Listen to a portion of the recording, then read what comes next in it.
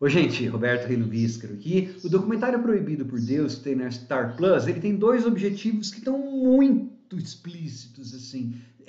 Um, é claro, narrar a queda do Jerry Falwell Jr., que eu vou falar um pouquinho depois, né? Mas o outro é marcar, né, a suposta hipocrisia que existe entre a ligação da direita norte-americana com os movimentos de igreja evangélica. Tá? Isso assim, o documentário não é uma interpretação minha do documentário. O documentário fala isso nas suas quase 2 horas de duração, tá? Só que antes de comentar mais especificamente, eu gostaria de convidá-los a se inscreverem no canal Robertano, curtir vídeos, compartilhá-los. Agradeço bastante. Trata-se de um escândalo que começou em 2012. Um jovem de origem cubana que foi criado numa família super religiosa, foi criado para ser politicamente conservador, né, do Partido Republicano, arranjou um emprego em um hotel chique de Miami, não faltam hotéis chiques na Flórida, né, para ser o garoto da piscina, pool boy,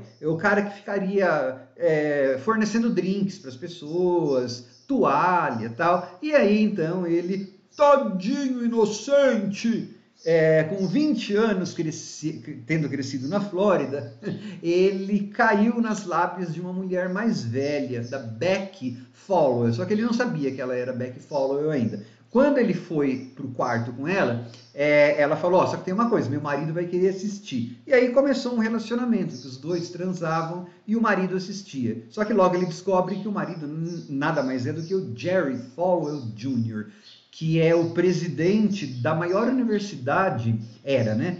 Da maior universidade cristã, da maior universidade evangélica dos Estados Unidos.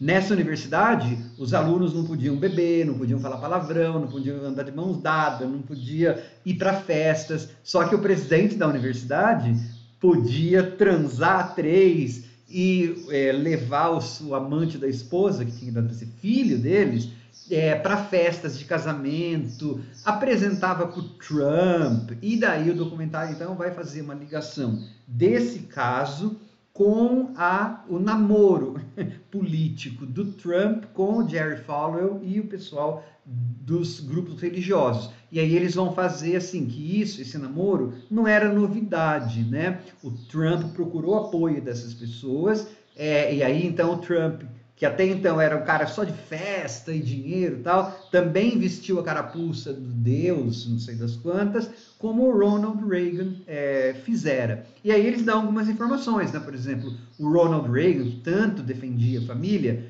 tinha assinado em 1967 uma lei, quando ele era governador da Califórnia, uma lei assim mais livre, mais beneficente possível com relação ao aborto até então feito. E aí eles vão dizer, por exemplo, que a questão do aborto, até final dos anos 70, não era uma questão dos grupos religiosos evangélicos, era uma questão católica. Os evangélicos, segundo o documentário, não estavam nem aí. Só que daí os evangélicos foram percebendo que essas coisas davam dinheiro e poder político. Então aí eles foram absorvendo essas causas, anti-aborto, anti-movimentos gays, anti-feminismo, e aí então o poder deles foi crescendo e eles começaram a fazer presidentes, né?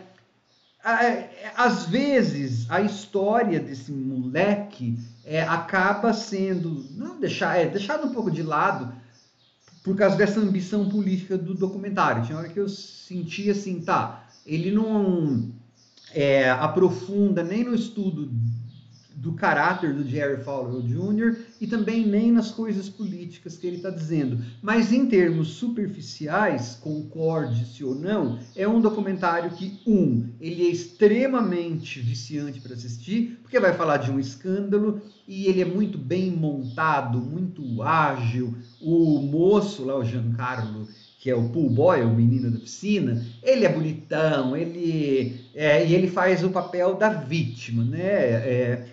Em parte, ok, né? Ele ficou mesmo.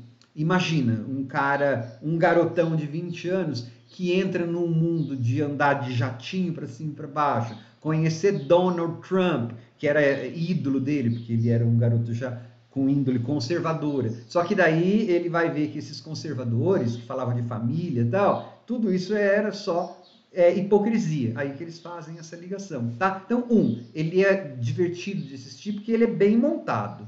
Ele é rápido, ele tem aquelas reenactments, né? Aquelas atores fazendo... e é engraçado porque como é sexy, então os atores às vezes tomam uma taça de um drink, assim, fazem aquelas caras sexy, né? Reconstituição das cenas, e com um monte de gente falando, e aí você vai ter, então, essas coisas com essas intersecções de entrevistas.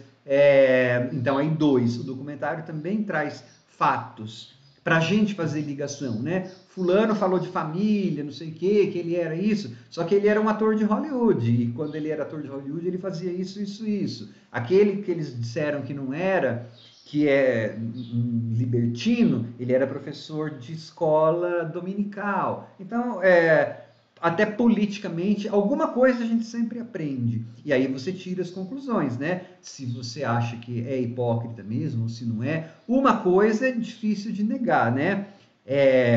O Jerry Falwell Jr., existem fitas, existem tapes, né? Eu sou velho, fitas. Existem gravações dele dando entrevista, do pastor, da filha do pastor, que, olha, o cara tava visivelmente bêbado, tava falando inglês desse jeito, sem, né? Então, não dá para negar que o cara era hipócrita em grande sentido, porque na universidade dele, as pessoas não podiam fazer X, Y, Z.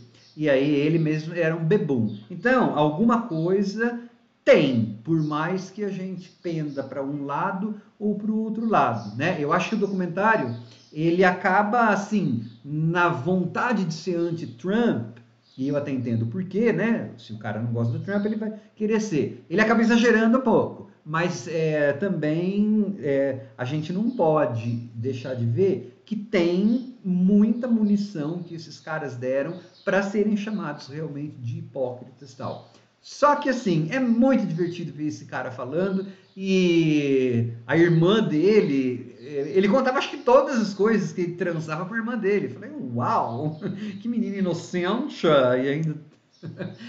eu tô sendo irônico, porque, assim, é claro que eu reconheço que esse moleque deve ter ficado, assim, uau, né, abismado com tudo aquilo, mas, gente, ele também não era uma virgem de 10 anos de idade, né? Me poupe. Tchau.